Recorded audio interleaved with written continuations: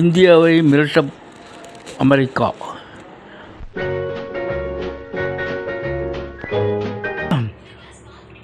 Russia உக்ரைனுடன் தொடர்ந்து போரிட்டு கொண்டிருப்பதால் மிகவும் அமெரிக்கா தான் அதற்கு மிகவும் வெறுத்து போய்விட்டது. அமெரிக்க அதிபர் ட்ரம்ப் மிகவும் கோபத்தில் இருந்தார். அவர் ரஷ்யாவை எத்தனை முறை எச்சரித்தும் அவர் போர் நிறுத்தம் செய்யவில்லை. இதனால் அமெரிக்கா வேறொரு யுக்தி கையாண்டது. ரஷ்யாவிலிருந்து இறக்குமதி செய்யப்படும் கச்சா எண்ணெய்கள் 3 நாடுகள் தான் இறக்குமதி செய்கின்றன. அந்த நாடுகள் சைனா அதிக அளவில் இறக்குமதி செய்கிறது, இந்தியா, அடுத்து பிரேசில். இந்த 3 நாடுகளும் ரஷ்யாவிடமிருந்து கச்சா எண்ணெயை வாங்குகின்றன. அதனால் இந்த 3 நாடுகளை நாம் மிரட்டினால் அந்த நாடுகள் ரஷ்யாவிடம் சென்று போர் நிறுத்தத்தை வலியுறுத்த வேண்டும் அப்படின்ட்டு ட்ரம்ப் திட்டமிடுறார். அதனால் என்ன சொல்கிறாருன்னா, நீங்கள் ரஷ்யாக்கிட்ட பேசி போர் நிறுத்தத்தை கொண்டு வரணும், அப்படி இல்லைன்னா உங்களுக்கு 100% வரியை நான் போட வேண்டியிருக்கும் அப்படின்னு சொல்வார்.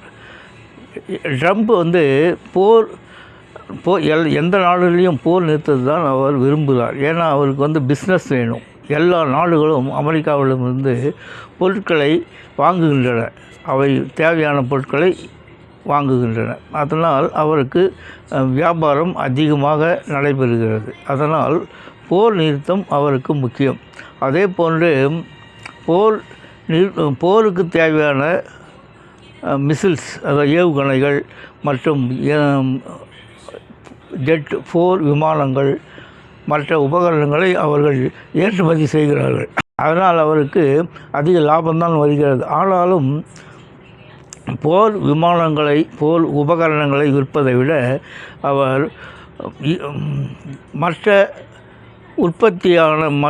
உற்பத்தி பொருட்களை விற்பதையே அவர் விரும்புகிறார். அதனால்தான் இந்த பிளாக்மெயில் திட்டத்தை அறிவித்திருக்கிறார்.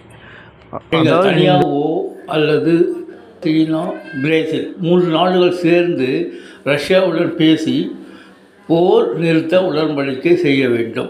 பேசி ரஷ்யா உக்ரைன் போரை நிறுத்த வேண்டும். அப்படி நிறுத்தவில்லை என்றால் உங்களுக்கு 50 நாட்கள் டைம் கொடுக்குறேன், 50 நாள். அதுக்குள்ளே நிறுத்தலைன்னா உங்களுக்கு வரியை 100% உயர்த்துவேன் அப்படின்னு சொல்லியிருக்கிறார்.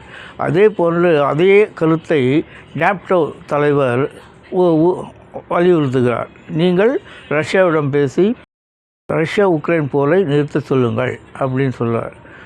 இதனால் அப்படி நிறுத்த 50 நாட்களுக்கு பிறகு உங்களுக்கு இந்தியாவையும் எச்சரிக்கிறார் நாட்டோ நாட்டின் தலைவர். உங்களுக்கு பிரச்சனை வரதான் செய்யும் அப்படின்னு சொல்கிறார்.